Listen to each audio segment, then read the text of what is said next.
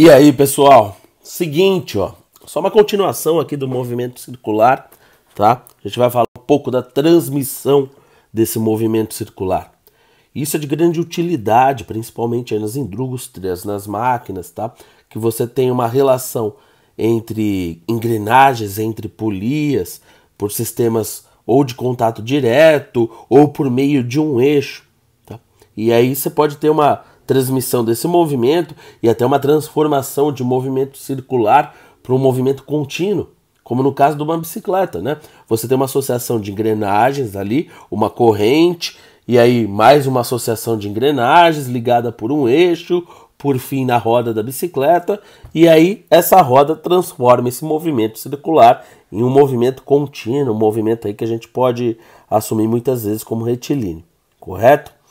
Então, ó, a gente trabalha ele em dois tipos, por meio de engrenagens e correias ou por meio de um eixo acoplado. Por quê? Esses tipos aqui possuem características comuns entre si. Então vamos dar uma olhada aqui primeiramente nas engrenagens e correias, tá? Então aqui, ó, nesse primeiro exemplo aqui, você tem aí uma associação de duas engrenagens, né? A engrenagem A com a engrenagem B. A partir do momento que o movimento, por exemplo, aqui a engrenagem B no sentido horário, o que a gente percebe? Que os dentes da engrenagem B empurram a engrenagem A. Qual que é a grande diferença da associação de baixo aqui por uma correia? Aqui as duas engrenagens, ó, nesse primeiro caso, as duas engrenagens elas giram em sentidos contrários. Então aqui eu tenho a engrenagem B no sentido horário e a engrenagem A no sentido anti-horário, tá? Já na parte de baixo aqui, por meio de uma correia, você tem as duas girando no mesmo sentido. Então se eu giro aqui a polia, no caso aqui, no sentido horário, né, a polia A, você vai perceber que devido a essa correia, a polia B também vai girar no mesmo sentido. Então você também tem o sentido horário. Tá. O que é comum para esses dois casos? Por exemplo, se eu marcar aqui, ó, um ponto B aqui na extremidade dessa engrenagem B e um ponto A aqui na extremidade da engrenagem A, tá? Faço a mesma coisa aqui na parte de baixo. Ó, na extremidade eu vou marcar aqui um ponto A e aqui um ponto B. O que eu posso afirmar em relação a essas duas situações? Aqui você vai ter uma velocidade tangencial, ó. Uma velocidade aqui que eu vou chamar aqui de VB. Também uma velocidade que a gente pode assumir como uma velocidade escalar. Mesma coisa eu tenho aqui, só que com sentido contrário em A, ó, VA, tá? Aqui na parte de baixo também, ó. Olha aqui, uma velocidade tangencial aqui VA e a mesma coisa aqui desse lado, uma velocidade tangencial VB. Essa velocidade tangencial, também chamada escalar, ela é idêntica nos dois pontos. Então eu falo que a velocidade em A é igual à velocidade escalar em B, correto? E aí se eu for recordar da definição no movimento circular uniforme dessa velocidade escalar, ela pode ser dada por isso daqui, ó, 2π vezes o raio de A vezes a frequência de A, que é igual a 2π vezes o raio de B vezes a frequência de B, tá? Claro que esse 2π eu posso fazer o quê, ó? Certo?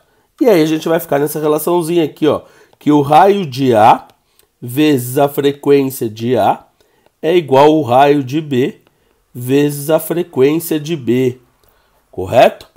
Ou então eu posso fazer uma relação entre as frequências e o raio, escrever dessa maneira aqui, ó, frequência de A sobre frequência de B é igual ao raio de B sobre raio de A.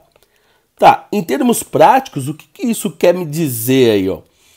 Simples, quanto maior for o raio da engrenagem ou da polia aí, ó, que vai acontecer? A frequência dela vai ser menor.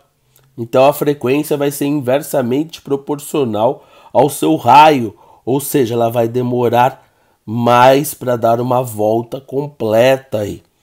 Tranquilo? Beleza.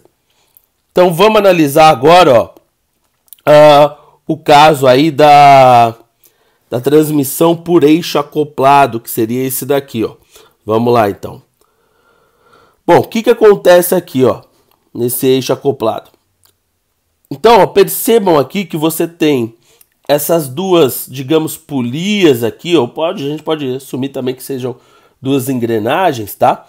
E elas estão ligadas por um eixo que passa aí pelo centro em comum das duas. O que isso me acarreta aí, ó?